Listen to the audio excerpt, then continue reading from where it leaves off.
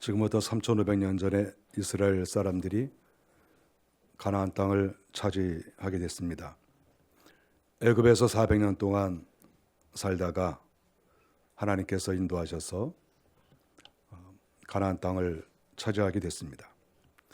가나안 안에는 7 족속이 있었지만 하나님께서 그들을 미워하시고 그들을 다 내쫓으신 다음에 애굽에서 종세를 하던 히브리 민족을, 이스라엘 사람들을 하나님께서 그 땅을 대신하는 새 주인으로 만들어 주셨다. 이렇게 성경에 되어 있습니다. 히브리 민족이, 즉 이스라엘 이 민족이 가나안 땅에 들어와서 정말 행복한 또 평화로운 그런 시절을 맞이하게 됐습니다.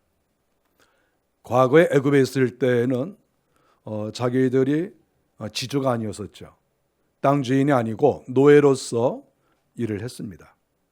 열심히 일을 해도 손에 들어오는 것이 없었고 아무리 애를 써도 그 땅은 자기의 땅이 아니었죠. 그들이 그렇게 살고 있었다가 하나님께서 이 땅을 허락하시고 또 집집마다 다 배분해 주셔서 한 집에 몇천 평 이상, 어떤 집은 10,000평 이상 그 땅을 차지하게 됐다고 하는 것은 전적으로 하나님의 은혜입니다. 그들이 거기에서 아주 행복하게 이렇게 살게 되었습니다. 성경에 기록되어 있는 것은 가나안의 원주민들을 다 쫓아내고 나니까 그 사람들이 지었던 집들이 그대로 남아 있었습니다.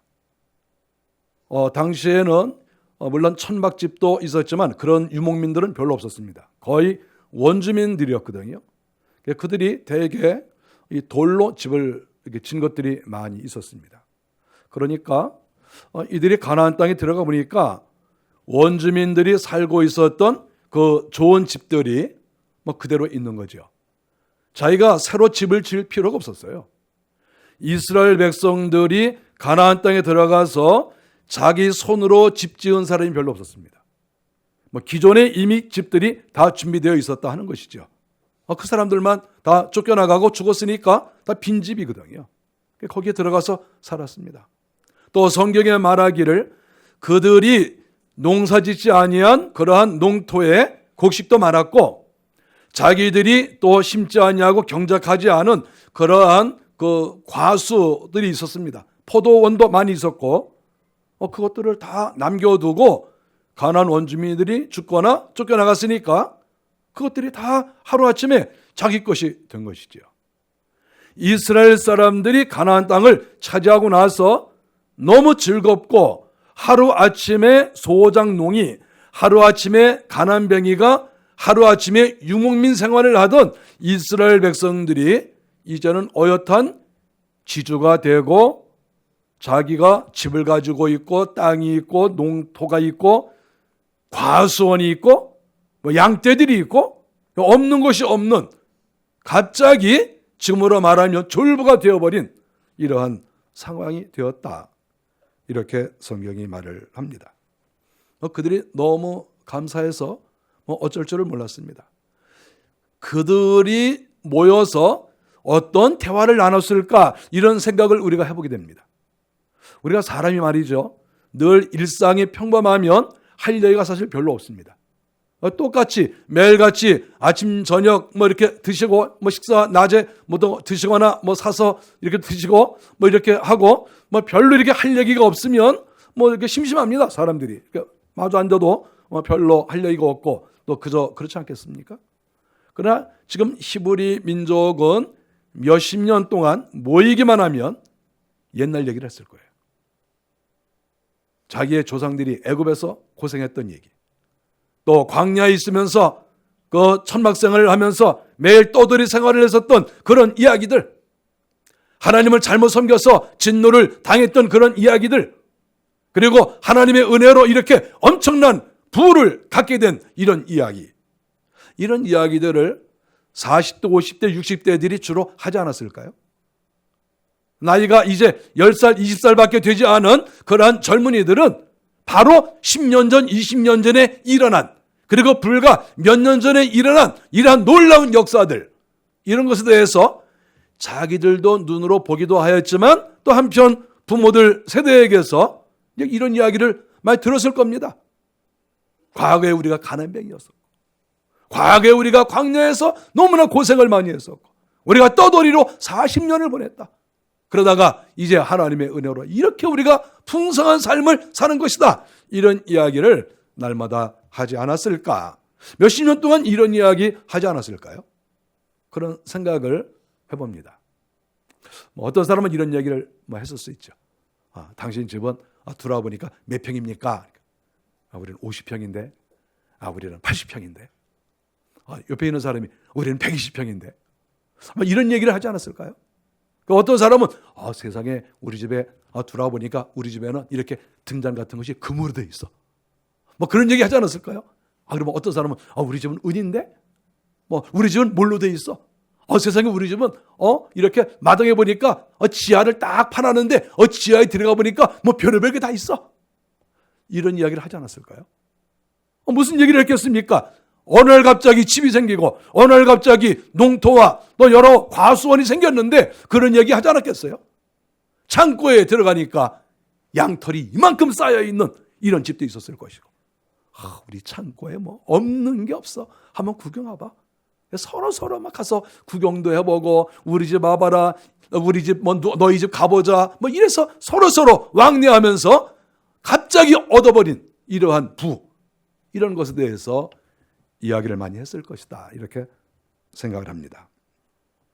오늘 성경에 보니까 이러한 부만 그들이 기뻐한 것이 아니라 여호수아가 40날 동안 하나님을 섬겼다, 이렇게 7절에 말씀하고 있습니다. 지금 자기들이 가지고 있는, 누리고 있는 모든 것들은 하나님께서 여호수아를 통하여 주신 거예요. 그러니까 여호수아의 권위가 있고, 여호수아가 우리가 하나님을 잘 섬겨야 됩니다, 이렇게 말만 해도 많은 장로들이나 많은 백성들이 여호수아의 말을 따를 수밖에 없죠. 여호수아가 땅을 분배해 줬습니다.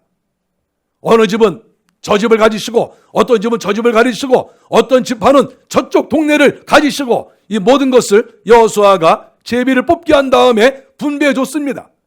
그래서 하나님께도 감사하고 또 여호수아에게도 감사하고, 여호수아에 대한 이야기로 꽃을 피우고, 하나님께서 허락하신 은혜에 대해서 날마다 그들이 이야기를 했었다, 이렇게 우리가 생각합니다.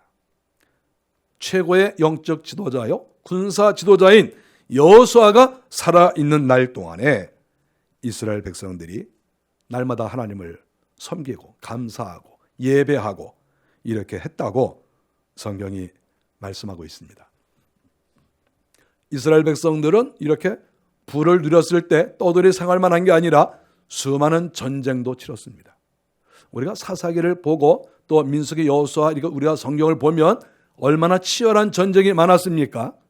그 전쟁을 하나님께서 하게 하시고 뒤에서 도와주시고 결국은 그 숱한 전쟁을 하나님이 다 이기게 하신 것 아니겠어요? 그래서 오늘날에 이스라엘 나라가 형성이 된 것이죠. 수많은 전쟁에서 이겼기 때문에 그 전쟁을 이기지 않았으면 그 땅을 차지하지 못하죠. 우리가 아무리 하나님께서 이스라엘 백성 히브리 민족에게 하나님께서 은혜를 주셨다, 아무리 이야기를 해도 인간이 할 도리는 있는 거예요. 인간이 자기가 해야 될 몫은 항상 있는 것입니다. 그 몫이 무엇이겠습니까? 그것은 바로 전쟁을 하는 것이죠. 아니, 하나님께서 내가 너희에게 이 땅을 허락한다, 그렇다고 해서 갑자기 그들이 거기에 들어가서 살 수 있습니까? 거기 사람들이 살고 있는데요. 원수를 쫓아내야지 자기 것이 되지, 원수를 내버리지도 않았는데 그것을 자기 것을 할 수 있겠습니까? 이 세상에 공짜가 어디 있습니까? 그래서 하나님께서 이스라엘 백성들에게 전쟁을 하게 하시고 전투를 치르게 하시고, 그래서 목숨을 걸고 이 전투를 행하고 전쟁을 했기 때문에 결국은 그 땅을 얻고 집을 얻었다, 이렇게 성경에 말씀하고 있습니다.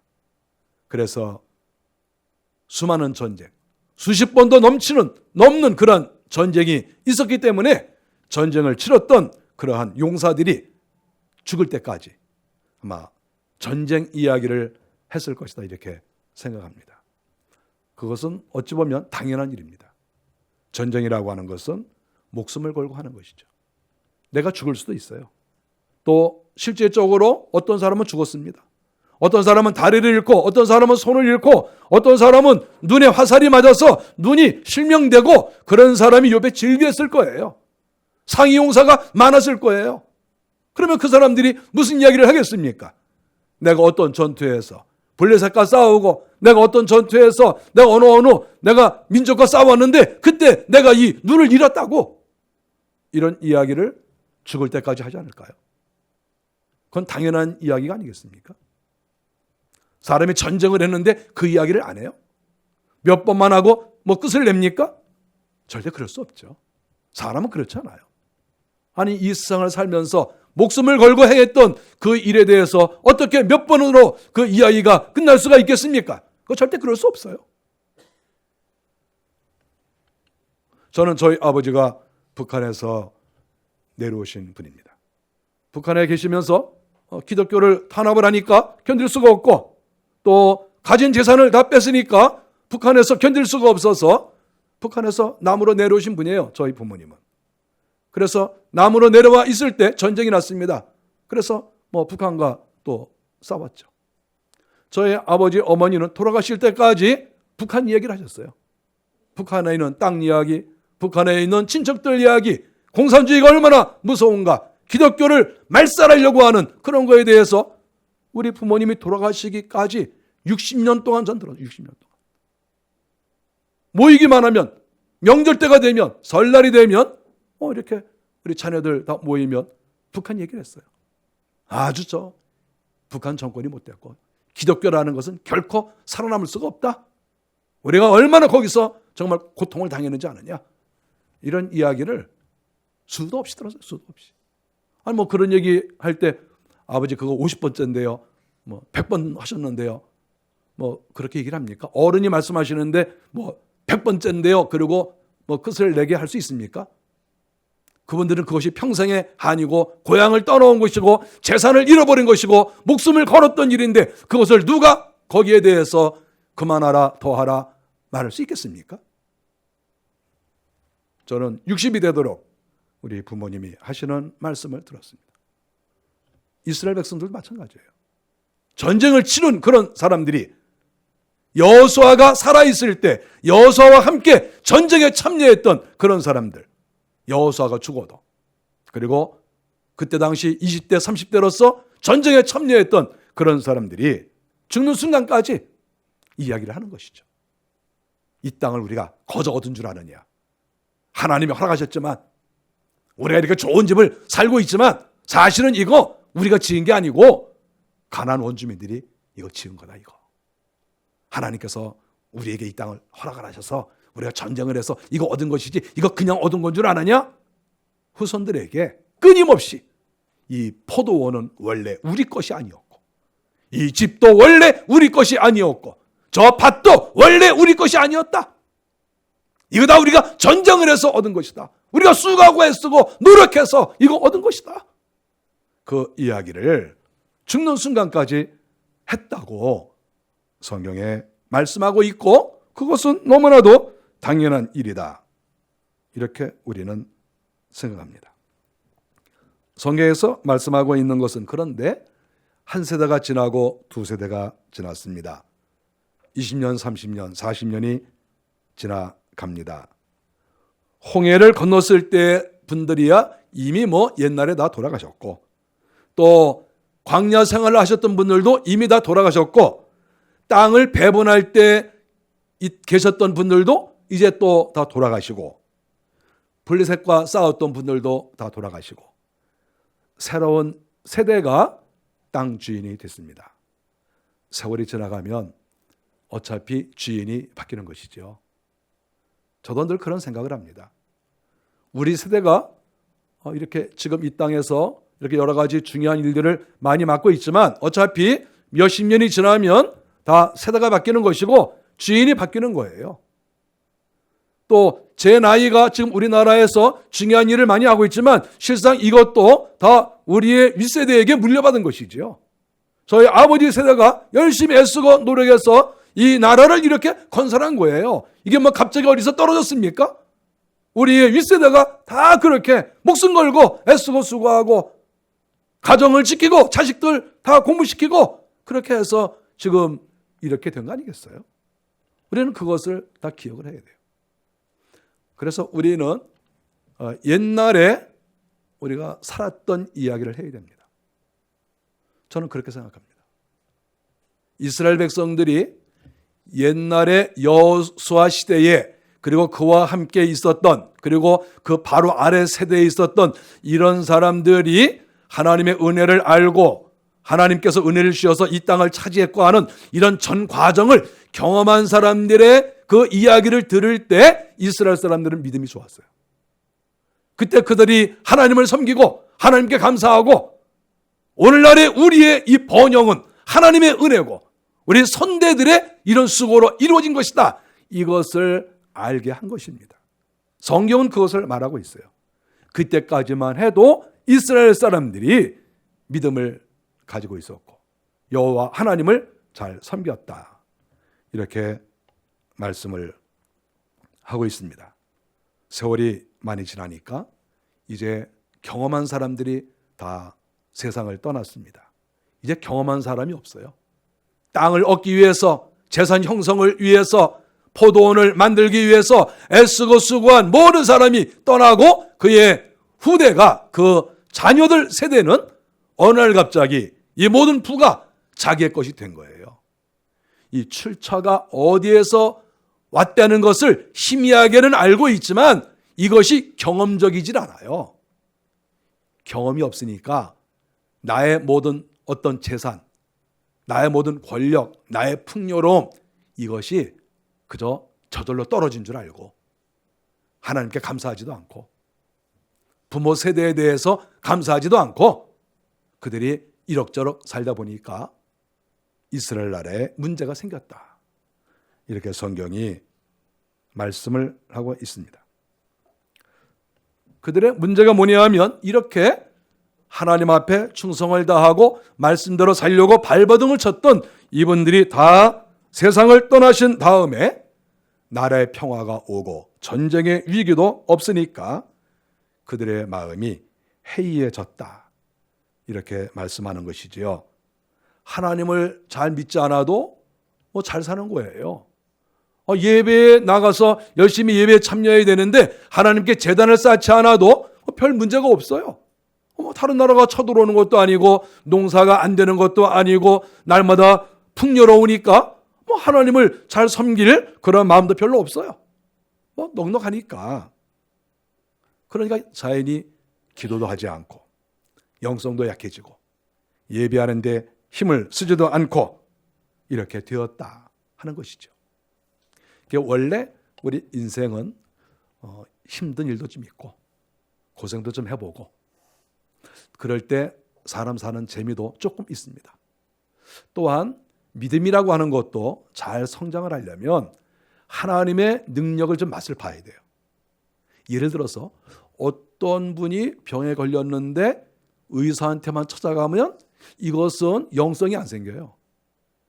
병에 걸렸을 때 의사한테 가서 의사가 고치면 그것은 의학의 힘을 빌린 것이지 하나님의 은혜가 아니라는 생각을 할 수도 있어요. 그래서 기도가 잘 안 나오고 하나님께 감사가 잘 안 됩니다. 그러나 의학적 치료를 우리가 무시하는 건 아니지만 그런 치료를 하지만 한편 하나님께 기도하면서 하나님께서 저의 건강을 책임져 주십시오. 하나님께서 이 문제를 맡아주세요. 이렇게 할 때 우리가 기도하게 되고 또 하나님을 바라보는 영성이 우리에게 생기는 거예요. 물질 문제도 마찬가지예요. 우리가 풍요로운 거 정말 저는 그렇게 되기를 바랍니다. 우리 개인이 풍요롭고 이 나라가 풍요롭기를 저는 정말 간절히 소원해요. 저는 우리나라가 세계에서 손꼽히는 그러한 모든 면에서 훌륭한 나라가 되기를 저는 늘 마음에 소원합니다. 저는 그렇게 됐으면 좋겠어요. 그런데 그 물질의 풍요함도 정말 하나님께서 우리에게 주신 것이고 내가 힘들고 어려울 때 하나님께서 기적같이 도와주시고 하나님이 복을 주셔서 내가 이렇게 풍요롭게 되었다. 이런 과정이 있으면 더 좋아요. 과정이 있으면. 근데 이런 과정이 생략되거나 또는 이런 과정에 어떠한 그 영적 느낌이 없으면 아무래도 하나님께 감사하는 것이 약해지는 것이죠. 그래서 이 기독교는 사실 이런 어떤 기적과 하나님의 능력 행하심, 하나님의 돌보심, 이런 것들이 우리의 신앙생활 가운데 좀 나타나고 좀 이래야 신앙도 좀 커가고 재미도 있고 하나님을 섬기는 그런 즐거움이 실질적으로 우리 속에 생길 수 있다, 이렇게 생각합니다. 이스라엘 사람들이 이렇게 몇십 년 동안 이렇게 믿음의 사람들의 이야기를 듣지 못하니까 마음이 해이해지고 너무 심심한 거예요. 아니, 옛날에는 전쟁 얘기를 들으면 자꾸 사람이 긴장이 되잖아요. 또 하나님의 도우심에 대한 이야기를 들으면 또 하나님을 섬기고 싶은 마음도 생기고, 이렇게 여러 가지로 하나님과 관계가 굉장히 이렇게 좋아졌는데, 이런 말씀하시는 분들이 이렇게 사라지게 되니까 집에 가나 뭐 어디에 모이나 별로 이제 영적인 이야기가 없는 거예요. 그래서 사람들이 심심해집니다. 그런데 우리 인간은 말이죠, 원래가 종교적이에요. 원래 우리 인간은 하나님이 지으실 때 하나님을 섬기도록 그렇게 하나님께서 만드셨어요. 우리의 구조를, 우리 자신이 영적 구조가 그래요. 왜냐하면 우리 속에 영혼이 있으니까. 우리 속에 속사람이 있기 때문에 우리는 어차피 하나님을 섬겨야 돼요. 그러나 하나님을 잘 섬겨야 된다, 우리가 믿음 생활을 잘해야 된다, 이런 분들이 계시지를 않으니까 이제 사람이 나태해지더니 요 나태해진 마음에 살살 이방 종교가 들어오는 거예요. 하나님을 섬겨야 되는데, 우리 마음은 근본적으로 영적인 것이 채워져야 되는데 하나님으로부터 채워지질 않으니까 이상하게 다른 것으로 채워지는 구조가 형성이 되는 거예요. 그게 우리 인간이에요. 오늘 성경에 보니까 문제점이 이들이 바알 우상을 섬겼다. 11절에 보니까 바알을 섬기며 이렇게 말씀을 했어요. 아니, 하나님을 섬기던 사람이 하나님을 섬겨야 되는 게 아니라 당연히 하나님을 섬겨야 되는 사람이, 그리고 하나님의 은혜가 아니었으면 여기까지 올 수 없었던 사람들 아닙니까? 그런데 그런 사람들이 지도자가 없고 어른들이 계시지도 않고 영적 경험이 있는 분들이 없으니까 점점 마음이 해이해지더니 이제 이방 종교 가운데 이렇게 사람들이 이렇게 접촉을 하면서 자연적으로 거기에 마음이 쏠리게 되는 것이죠. 우리가 바알신이라고 하는 것도 사실 무시 못해요. 바알신도 바알신을 섬기는 사람들이 요란합니다. 대단합니다. 축제와 같은 것이죠. 거기도 나름대로 사람을 끌 수 있는 요소가 있는 거예요. 그러니까 하나님을 잘 믿어야 되는 이 마음이 식어지니까 바알을 숭배한다고 하는 이 엉터리 신앙이 있는데 이게 마음을 사로잡고 여기에 눈이 돌려지는 거예요. 야, 저기에 축제가 있구나. 저기에도 즐거움이 있고 저기에도 뭔가 신비의 요소가 있고 저것도 좀 즐겁네. 이런 마음이 생겨서 하나님을 섬겼던 이스라엘 사람들이 다 사라지지 않은 원주민들, 이 원주민들이 바알신을 섬기는데 그들을 따라가서 바알을 섬겼다, 이렇게 말씀을 하고 있는 것입니다. 정말 놀라운 일이 벌어진 것이죠. 바알신을 믿는 사람들에게 가서 당신들이 하나님을 섬겨야 됩니다. 보십시오. 이렇게 우리가 빈손으로 들어와서 이 땅을 차지하지 않았습니까? 이게 다 하나님의 은혜가 아닙니까? 그러므로 당신들도 하나님을 섬기세요. 이렇게 해야 되는데 이게 오히려 정반대가 되어서 하나님의 은혜로 들어온 사람이 망해버린 원주민들을 따라가서 그 사람들이 섬기는 바알신을 섬겼다. 세상에 이렇게 어처구니가 없는 일이 있는 거예요. 이 세상은 원리대로만 사는 게 아닙니다. 우리가 이성적으로 생각하고 또 우리가 과학적으로 생각하고 누가 보든지 이거는 아니다, 이런 일이 얼마든지 벌어질 수 있는 것이 이 세상이에요. 우리가 이스라엘과 가나안 원주민들의 이 관계를 볼 때 이 이스라엘 백성들이 이렇게 간다고 하는 것은 상상할 수 없어요. 아니 어떻게 승리한 사람이 망한 사람의 종교를 따라갑니까? 이건 상상할 수 없어요. 그런데 그런 일이 벌어진 거예요. 마음이 해이해지니까, 하나님을 섬기지 않고 하나님을 바라보지 않으니까 이렇게 된 것이죠. 이 세상에서 제일 무서운 게 뭡니까? 신앙을 잃어버리는 거예요. 하나님을 잃어버리는 거예요. 하나님보다 더 중요한 게 뭐가 있겠어요? 하나님을 잃어버렸습니다. 가장 근본적인 것을 놓쳐버린 히브리 민족의 모습이 여기서 나옵니다. 하나님께서 진노하셨다고 12절에 말씀합니다. 아니 하나님께서 종살이하던 이스라엘 백성들을 기적과 같이 하나님께서 인도하셔서 이 땅을 허락하시고 정말 풍요롭게 하셨는데 그 하나님의 은혜를 잊어버린 거예요. 정말 아무리 봐도 이런 일이 일어날 수 없는데 이런 일이 일어났어요. 하나님께서 진노하셨습니다. 하나님께서 진노하시면 하나님은 표가 나도록 꼭 진노를 하십니다. 우리가 사람도 화가 나면 어떤 사람은 속으로만 화내는 사람이 있어요. 근데 어떤 사람은 화난 것을 표를 냅니다. 근데 어떤 사람은 화가 나면 완전히 그냥 그 사람을 싹쓸 잘라버리는 사람이 있어요. 어떤 사람은 화나면 완전히 그냥 파산을 시켜버리는 사람도 있어요. 하나님은 어떤 분인 것 같습니까? 하나님은 그냥 완전히 박살을 내버리시는 분이에요. 하나님이 원래 그러신 분이에요. 하나님께서 진노하셨어요. 하나님이 속으로만 괴로워하신 게 아니라 하나님이 나 이렇게 때가 되니까 하나님께서 내가 너희들 혼 좀 내야 되겠다. 그리고 하나님이 진노하셨는데 그것은 전쟁과 기근으로 나타납니다. 전쟁을 일으키셨어요. 주변 나라들이 쳐들어와서 땅을 빼앗아가고 곡식을 빼앗아가고 사람을 빼앗아갑니다. 노력하는 사람에게 하나님께서 맡기셨다. 이렇게 14절에 말씀하지 않습니까? 노력하는 자의 손에 넘기셨다. 노력하는 자.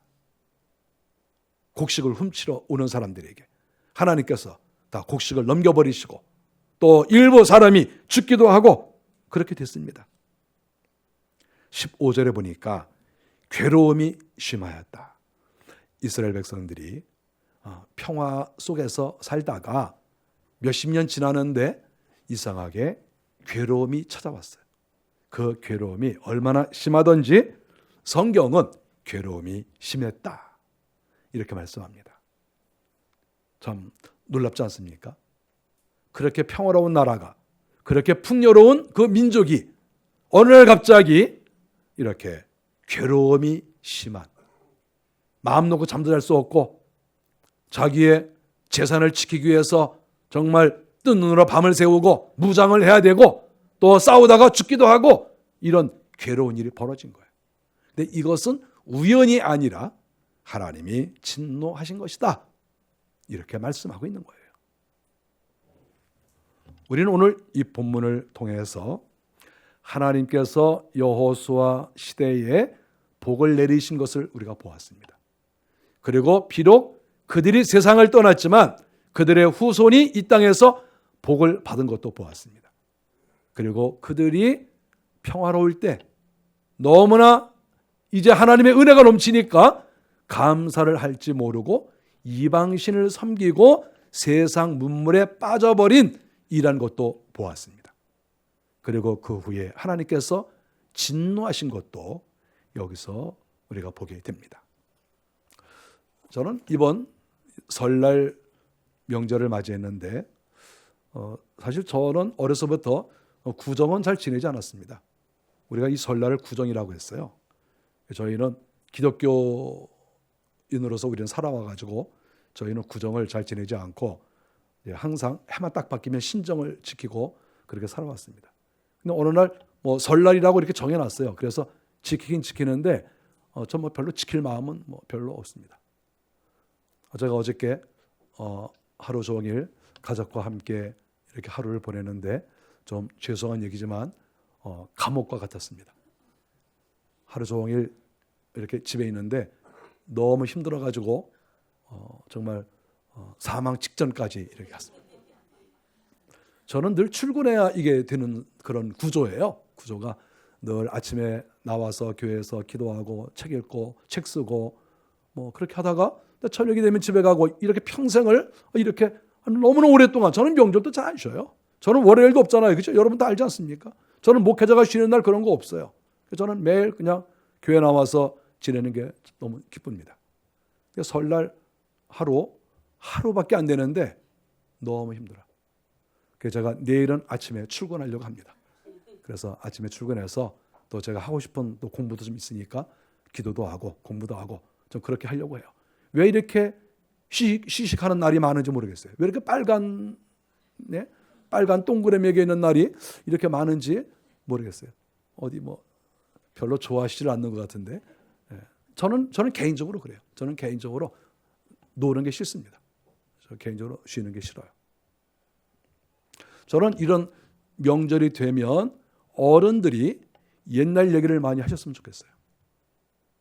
옛날에 전쟁 치른 이야기, 전쟁 끝난 다음에 이 나라가 맨날 미군들에게 우유죽 얻어먹고 과자 얻어먹고 초콜릿 얻어먹은 이야기, 저는 초콜릿 한 번도 못 얻어먹어봤지만 그런 얘기도 좀 해주시고, 경제 발전을 위해서 얼마나 많은 우리의 아버지 어머니들이 그렇게 열심히 일을 하셨고 농사를 했고 얼마나 이 고통 가운데 지나왔는지 그런 이야기를 해야 된다고 생각합니다. 이스라엘 나라가 그랬을 때는 문제가 없었어요.